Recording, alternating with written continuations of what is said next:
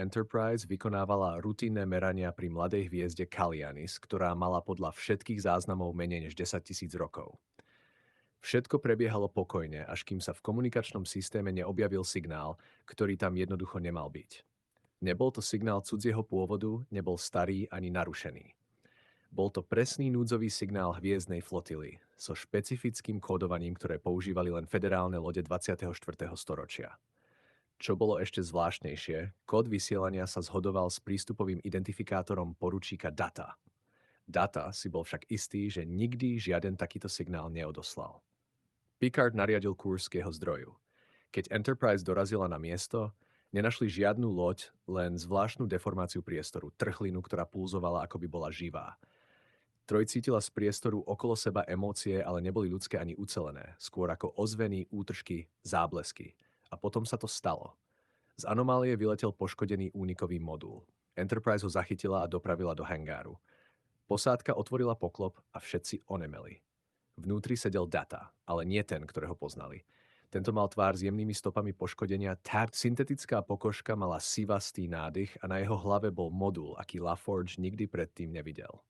Podľa jeho slov pochádzal z budúcnosti vzdialenej niekoľko rokov, v ktorej Enterprise padla v boji proti neznámej rase. Tvrdil, že časová anomália bola výsledkom experimentálnej zbrane, ktorá narušila subpriestor. Picard by mu možno aj veril, keby do seba tie informácie zapadali. Nezapadali. Starší Data sa správal zvláštne, bol emotívnejší, než by mal byť.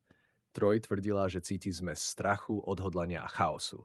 Data však presne poznal svoj vlastný emocionálny čip a ten bol neporušený. Ako je teda možné, že verzia z budúcnosti emócie má? LaForge našiel odpoveď. Budúcnostný Data mal v sebe zariadenie emocionálny procesor, aký podľa všetkých poznatkov nebude vynájdený ešte najmenej 3 desaťročia. A potom sa začali rozpory. Spomienky staršieho Data sa menili. Jeden detail potvrdil, o chvíľu poprel. Tvrdil, že Enterprise bola zničená, ale nevedel povedať presne ako. Hovoril o neznámej rase, ale jej popis vždy znel trochu inak. Riker to povedal nahlas. Čo ak to nie je Data? Čo ak je to niečo, čo sa iba snaží vyzerať ako on? A vtedy sa to stalo.